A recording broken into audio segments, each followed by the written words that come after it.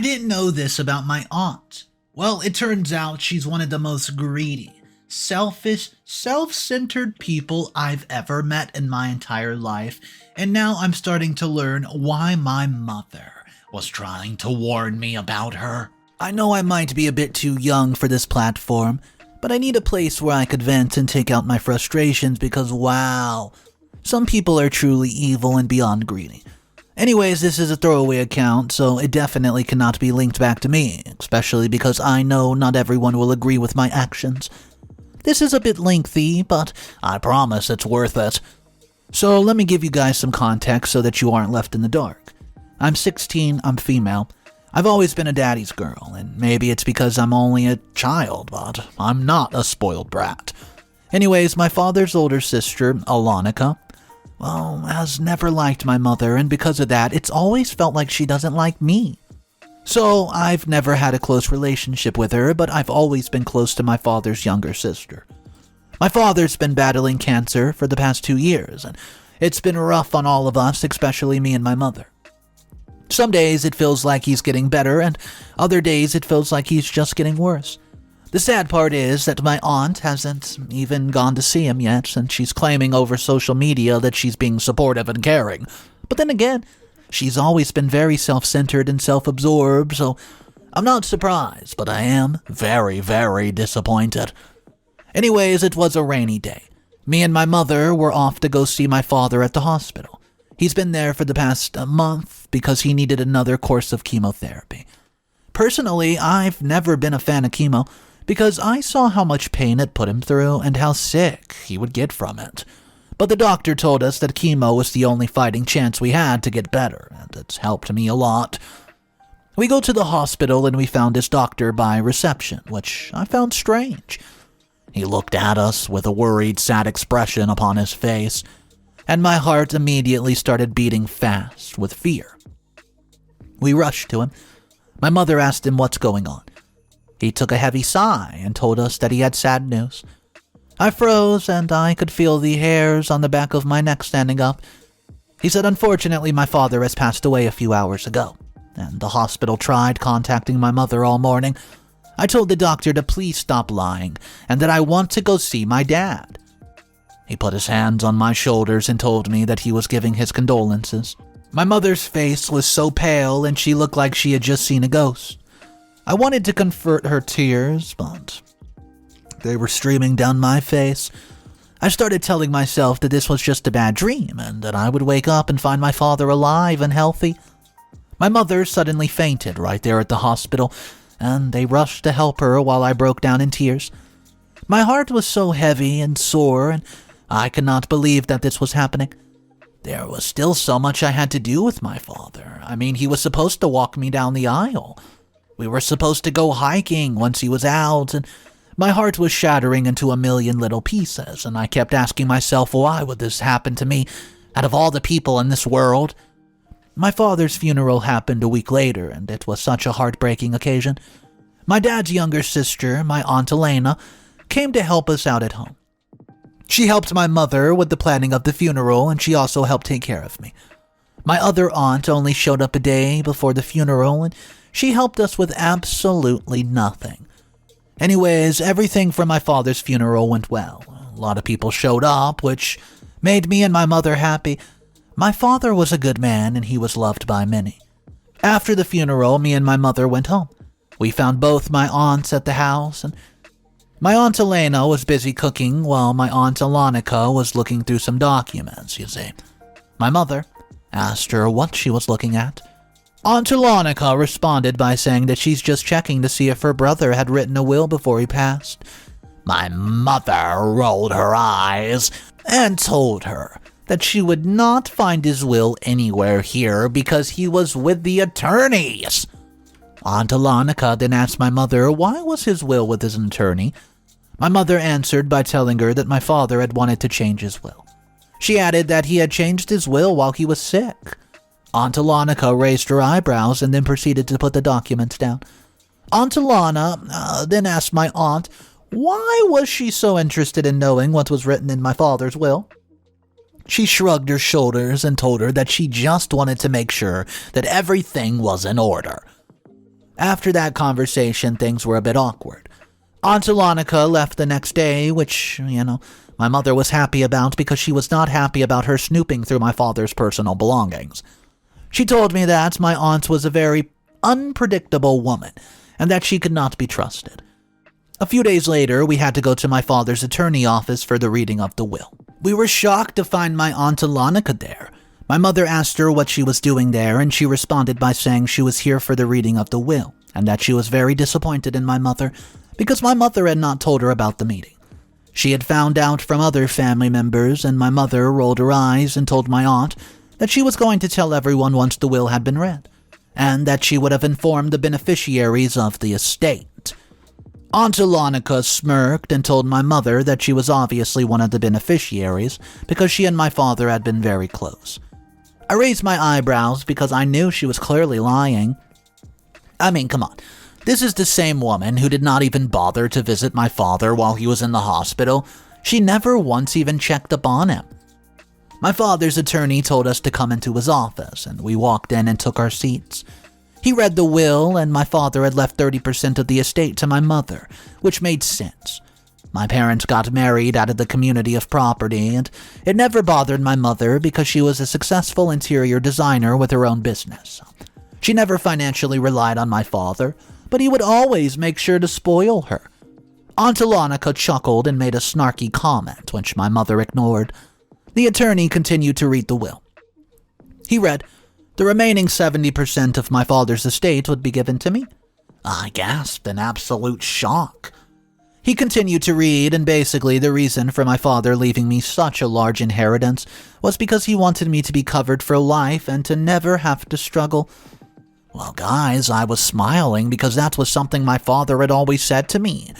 He told me that he wanted to give me the world so that I would never have a struggle in my life. But he would just always emphasize how he wanted me to go to college or at least get some sort of qualification. Aunt Ilonica was absolutely fuming. I could see the anger in her eyes, and she asked the attorney if that was all. The attorney nodded his head and proceeded to tell me and my mom that it would take a few months for the funds to be transferred, and he then explained that since I'm still a minor, my mother would be the one in charge of my estate until 18 because my mother is my legal guardian. Well, once we were done at my office, my aunt stormed off without even saying goodbye to us, and my mother shook her head and muttered under her breath that she could never understand why my aunt was so money-hungry and greedy. We walked off and decided to have a brunch at our favorite cafe. For some reason, I could not help but feel sorry for my aunt. She was such a lonely woman. She wasn't married, had no kids of her own, and it's time like these where I wish that me and her could be close, but I guess that would never happen. What's up, everybody? Mr. Reddito here. So, if you think this aunt is completely out of control, I'm telling you, you've seen nothing yet. We do have a few updates to hop into, with update number 1 coming out a few months after the original post. If you guys are loving this sort of video, go ahead and subscribe to the channel for daily videos, and let's just jump into the update. Update number 1. A few months have passed since my father passed, and it's been really hard. I miss him every day. His passing has been extremely hard on my mother. She hasn't been herself since the funeral. I was busy doing my homework when my phone rang. I looked at the screen and I was completely shocked. It was my Aunt Ilonica calling. I've always had her number saved because my father told me to save it, just in case there's an emergency, but I never called her, and she's never called me either. I was shocked that even she had my number. I answered the call and my aunt greeted me, so I greet her back, and she then asked me how I was holding up because she knew how close me and my father were. I told her I was taking each day as it came, and she told me that she completely understood where I was coming from, and she then asked me if I was doing anything on Saturday, and I raised my eyebrow, and I told her that I had no plans. She asked me if she could take me out for lunch, and I was completely taken back because my aunt had never taken me out for lunch. It was only my Aunt Elena who would normally take me out. So, she told me that there was something important that she wanted to talk to me about, and I agreed to lunch. She told me that she would fetch me around noon on Saturday and that she could not wait. After we hung up, I immediately rushed to my mother's room. She was just lying in bed in the dark, and this is how she spent most of her evenings. She would just sit in the dark and not do anything. My school counselor told me that this was my mother's way of grieving and that I would just have to be patient with her. I told her that Aunt Alonica had called me to invite me out for a lunch, and she laughed and asked me to stop trying to make her laugh. I looked at her and told her that I wasn't joking and that I was being serious. I showed her my phone log and she was shocked. She asked me why my aunt wanted to take me out for lunch, and I shrugged my shoulders and told her that I had no idea, and explained my aunt just called me out of the blue. There was an awkward silence, and my mother said that we shall see if she even shows up for this so-called lunch date that she had set up. I told my mother that I was only going to think positive thoughts because maybe something good could come out of this. She shook her head and told me that there was nothing good that could ever come out of my aunt. I told her that I was still going to be positive. So I then walked out of the room, and I could tell that the conversation was starting to annoy her. It was Saturday, and I was waiting for my aunt to arrive. It was a bit skeptical because, well, she called me in the morning to remind me not to forget our lunch date, which surprised me. Aunt Alonica fetched me at exactly noon. She greeted me with a huge smile. I greeted her back, and she asked me where was my mother, and I lied by telling her that my mother was out, when actually she was locked up in her room with a bottle of wine. We headed off to this fancy restaurant. We sat down, and she told me to order whatever I wanted. I thanked her, and we proceeded to order. She looked at me with genuine concerned eyes, and she told me that the reason she had invited me out for lunch was because she was worried about me. She continued to tell me that she knows that losing a parent is not easy, especially when you lose them to an illness. I admitted to her that things have been hard, but I was seeing the school counselor. She told me that it was a good thing that I was seeing and talking to someone, and I just nodded my head while I sipped on my lemonade. She told me that she wanted us to work on a relationship. She continued to say that she has not been the best aunt to me, and she apologized for that. I could not believe what I was hearing. She told me that losing her brother has made her realize that she needed to try to have a good, loving relationship with both me and my mother, because that's what our brother has always wanted. So I nodded my head and told her that my father had always wanted all of us to get along, and that it used to hurt him that we did not get along great. My aunt reached out to hold my hand and looked into my eyes. She told me that she never had a problem with him, but she did admit that she had a problem with my mother, and the reason she had a problem with her was because she felt that my mother had taken her brother away from her. I'd never seen my aunt so vulnerable. I was surprised by how much emotion she was showing, and I was glad that she was being vulnerable with me because this is what I've always wanted. My aunt then proceeded to ask me how was my mother coping, and at that moment I felt that I could confide in my aunt as much as I had the school counselor. I really needed to confide in a family member, and unfortunately my Aunt Elena had been out of the country for the past few months due to work. I told my aunt that things at home were bad because my mother wasn't really functioning well. My aunt raised her eyebrows and asked me to explain in more detail. I told her that since my father had passed away, my mother was not mentally and emotionally available to me.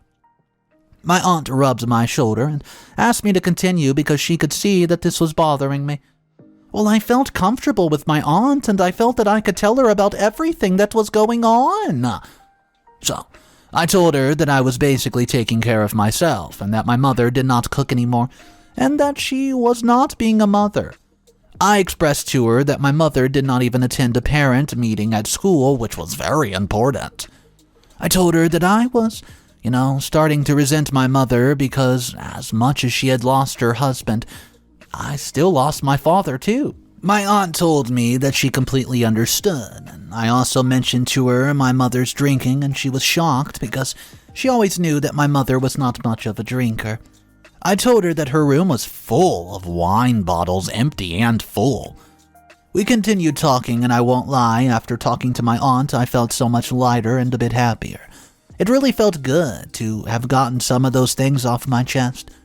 We went home and we found my mother in the kitchen.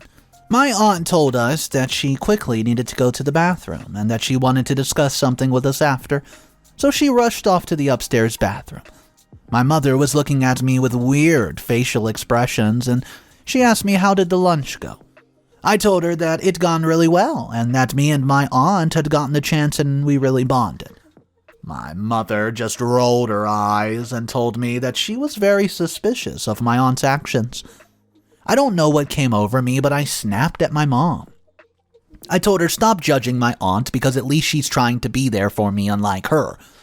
My mother gasped in shock and looked down like she was hurt by what I just said. My aunt came down and she asked us to quickly sit down, and so we sat down and looked at her. My aunt then proceeded to say that she thought that it would be a good idea for her to move in with us for a few months so that she could help my mother out. My mother rolls her eyes and told my aunt that she did not need any assistance. So my aunt took a deep breath and told my mother that she would mostly be here for me since my mother was clearly still grieving. She continued to say that she would only be here for a few months and just until my mother was back up on her feet. She told my mom that she could not imagine how hard it must be to lose a husband and to also try to look after a child. I looked at my mom and told her that I would really appreciate it if my aunt was around because I needed somebody who could also be there for me emotionally and mentally. My mother told us that she didn't care, but my aunt could move in, as long as my aunt stayed the heck away from her. My aunt told my mother that she was only moving to be there for me, and my mother chuckled and said, "If you say so, Alonica." So it was settled. My aunt moved in with us the following week and things started to look up. She was always checking up on me, helping me with homework, and making sure that my school things were always in order. It honestly felt like I had a second mother because even though my aunt was around, my mother continued to lock herself in her room. Update number 2. My aunt's been staying with us for a few months. See, things have been so better. My mother was slowly coming back, and I was so happy about that. She would stop locking herself in her room, and she was actually a bit more mentally and emotionally available. It was a Saturday morning when there was a knock on the door. I answered the door, and it was a middle-aged woman dressed in a professional attire. She asked if my mother was home, and I told her that she was. She then asked if she could come in, and I allowed her to. I left her in the living room and went to go get my mother, who was busy working in her office. My mother came into the living room and greeted the lady, and the lady did not greet back, but she handed my mother a letter and told her that she had been served. After she told my mother that, she walked out. My mom opens up the letter. She was absolutely gasping in shock, and she starts shaking uncontrollably. I asked her, "What's wrong?" She could not even speak. So I grabbed the letter out of her hand and I read it. I also start shaking as I was shocked as well. The letter was from the court. My aunt was demanding custody of me, and she was accusing my mother of being mentally unstable. My mother looked at me and told me that she knew my aunt was up to something, and I told her that maybe this was a mistake. My mother told me to stop being so naive, and she continued to say that this was probably my aunt's plan all along. My aunt then walked in looking all happy, and I rushed over to her with the letter and asked her, "What's the meaning of this?" She looked at me and asked me to please calm down. She took the letter and read it, and then she smirked. She said that this letter was true and that she had filed for custody, and I asked her why would she do that. She told me that she had filed for custody because my mother was mentally unstable, to take care of me, and that she was doing this what was best for me. I saw the anger in my mother's eyes. My mother rushes over to my aunt and slaps her. She told my aunt that she would be damned if she lost custody of her child to her. My aunt rubbed her cheek and proceeded to say that she would mention this in court and that my mother slapping her just proved how mentally unstable my mother was. I ran off to my bedroom and started to cry because I was just confused about what was going on. Why was my aunt doing this? Yes, my mother has not been the best mother for the past few months, but she was getting better, and she was even seeing a therapist. I was so confused by my aunt's actions, and I was trying to figure out what was her motive. 2 weeks later, we were all in court. I don't know how my aunt managed to get a court date so quickly. The same lady who had served my mother was standing next to my aunt, and it was announced that she was my aunt's attorney. The court session began, and all the evidence my aunt's attorney was using were pictures that my aunt had taken the day that we had gone out for lunch. Her attorney showed the court pictures of my mother's room, which at the time was full of wine bottles.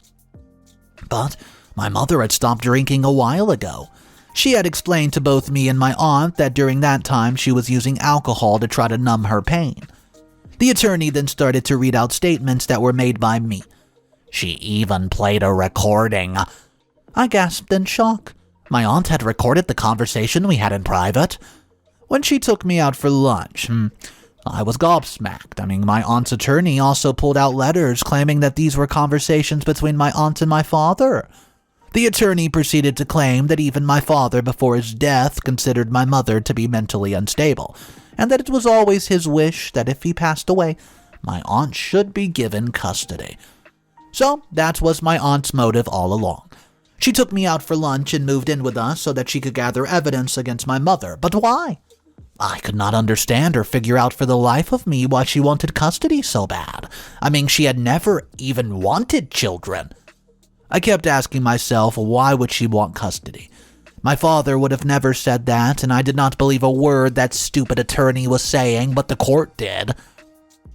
My aunt was granted temporary custody. That would become full sole custody if my mother would not be able to prove her innocence, her mental health, and she was fit to be my guardian. My heart shattered into a million pieces, and I could not believe what was happening. I'll update you guys soon. Update number 3. I've been living with my aunt for a few weeks, and guys, it's absolutely miserable. My aunt has, back to her mean-spirited self. I was always left home alone, and most of the time I was left without food. I was only allowed once a week of supervised visits with my mother, which was awful. I missed her so much, but she had promised me that she would fight this. While my aunt was out, my Aunt Elena came to visit me, and I explained everything to her, and she was shocked. She told me that all this was very suspicious, and she asked me if I knew when my aunt would be back. I told her that she'd probably be back late, and she told me that this would be the perfect time to snoop around my aunt's office. So I told my aunt that Aunt Alonica had banned me from entering her office. My aunt told me that there must be a very good reason that she banned me from it. She told me that there must be proof or evidence in her office, hence why she didn't want me to go in there. We went to her office, and we started browsing about. My aunt found the so-called letters that were apparently conversations between my father and Aunt Alonica. My aunt told me that she would be taking letters to see if they were actually legitimate. So, my aunt went on my Aunt Alonica's laptop and told her that there's no way that we could be accessing it because it probably was password protected. My aunt switched on the laptop, and turns out my Aunt Alonica did not have a password on her laptop. Probably because she knew I would never come in here. My aunt reminded me that my Aunt Alonica wasn't exactly tech smart, so that's probably why she didn't even have a password. My aunt logged in, and my Aunt Alonica's emails immediately popped up. My aunt clicked on an email that looked suspicious, and it was a conversation between my Aunt Alonica and her attorney. My Aunt Alonica was promising her attorney a large amount of money if she managed to convince the court to give her full custody of me. What me and my aunt read next left us gobsmacked. My Aunt Alonica had mentioned to her attorney that I had just inherited a lot of money from her father a few months ago, money that she felt should be hers. Her attorney had given her a detailed explanation of how my aunt could get access to my money legally, and that was through gaining custody of me. I looked at the date and noticed that the date of the email had been sent was the same date as when she had called me to invite me out for lunch. This wicked witch. She never wanted to build a relationship with me. She wasn't trying to be there for me. All she ever truly wanted was my money. I felt so betrayed and hurt, and anger started to consume me, and I screamed out frustration and anger from inside of me. My aunt told me to calm down. She promised me that we would expose my Aunt Alonica and that she would not get away with this. My aunt forwarded the emails to herself and made sure to delete the link that would show that these emails have been forwarded. My aunt told me that for our plan to work, I would have to act like I knew absolutely nothing. Otherwise, if my Aunt Alonica suspected anything, then our plan would not work. So I promised my aunt that I would act like I didn't know anything. But one thing I do know is that my Aunt Alonica is not going to get away with this. A few weeks passed, and it was finally the day when the courts would be deciding whether my aunt would be getting full custody of me or not. I've been working with my Aunt Elena, and I have also been devising my own plan of revenge. The court session began, and my aunt attorneys continued spewing her lies, and it was then my mother's attorney's turn. My mother's attorney used all the information we provided, and he exposed the emails between my aunt and her attorney. My aunt's attorney tried using the defense that my mother had hacked into my Aunt Elena's email because those emails were private and confidential.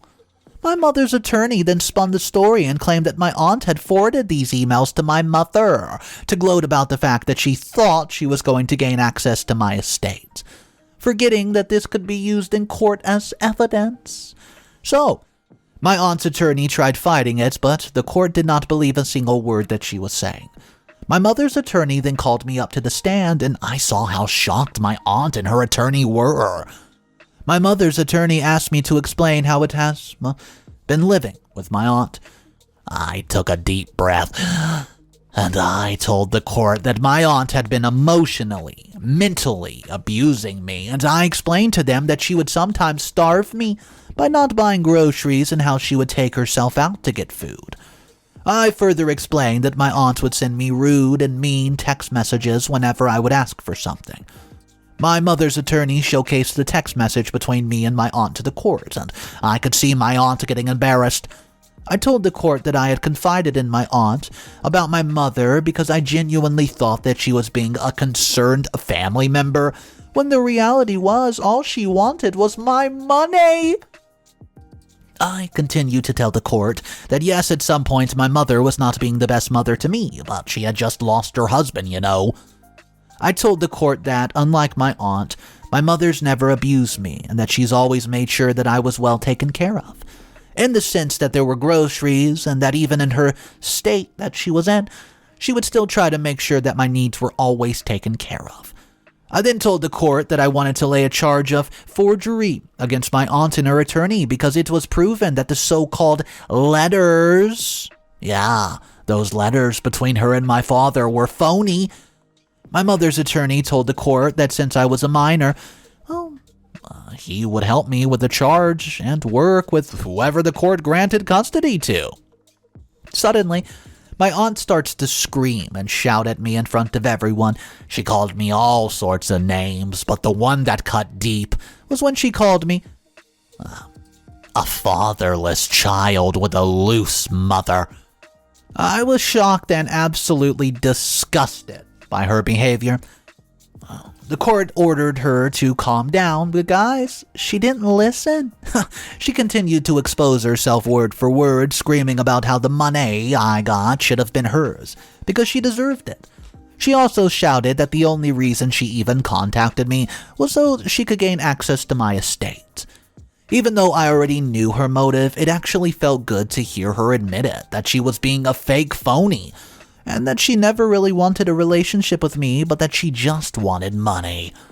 The court got tired of her unruly behavior, and they ordered her to be arrested on the spot and sent to a holding cell for disruptive behavior within the courtroom. The court guards put her in handcuffs and took her away, but that still did not stop her. She was still ranting as she was pushed out the door. I looked at my mother and mouthed that I'm sorry. She smiled at me and mouthed back, "It's okay. My mother was right all along, and I wish I would have listened to her when we could have gone through this together." Well, anyways, I've learned my lesson. Final update. A few months have passed since that day, and even though things are finally better, I had first to go through a roller coaster. My mother wasn't granted back my custody immediately, and the court ordered my Aunt Elena to temporary custody of me. They did that so that my mother and her attorney could prove that my mom was fit enough to take care of me, and they could erase the fact that at some point my mother was consuming alcohol on a daily basis, which caused her to neglect her parental responsibilities. My mother did everything she could to ensure that she would gain back my custody, and she did.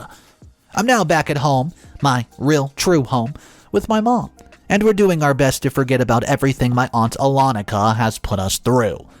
My Aunt Alonica spent a week in a holding cell because of the unruly behavior she showcased in court. Guys, she's going to go to trial soon with her attorney because of their actions, and I'm hoping that she'll be sentenced, but I know that even if she is, she won't be in jail for long. But hey, any amount of jail time's worth it to me. That woman deserves to rot in jail. Once my father's family found out about what my Aunt Alonica had done, they cut her off, which I was very happy about. They could not believe she would do something so evil. My mother, Aunt Elena, and I obviously also cut her off, so she basically has no one else, and you know what? It's her own damn fault. She decided to be greedy and evil, and now she's paying for her actions. Sometimes it's necessary to get your revenge on someone because they truly do deserve it. In this case, my aunt truly deserves everything that's coming towards her. The end. We've read about a lot of twisted families on the channel, but I think this story and Aunt Alonica proves that people can just go to links that you would expect no one to go to. I mean, Aunt Alonica went out of her way to gain custody of OP, just so she can try to weasel out a little money. And keep in mind, this entire story, OP and her mother were grieving from the loss of their father and husband. I mean, this was just downright evil. I want to know, if you were in OP's position, would you have cut off your aunt after everything that you know? In my opinion, yes, I think OP did everything right. But I do want to hear from you guys. Maybe somebody out there listening to today's story has been through something similar with an inheritance battle. Let me know if you want to share it. Drop it down below in the comment section, guys. My name's Mr. Reddito, and I narrate family dramas like this every day. So if you want to, see some more stories just like today's, all you have to do is subscribe. Have a great day. I'll see you tomorrow. And just remember, it's cool to be kind. See ya.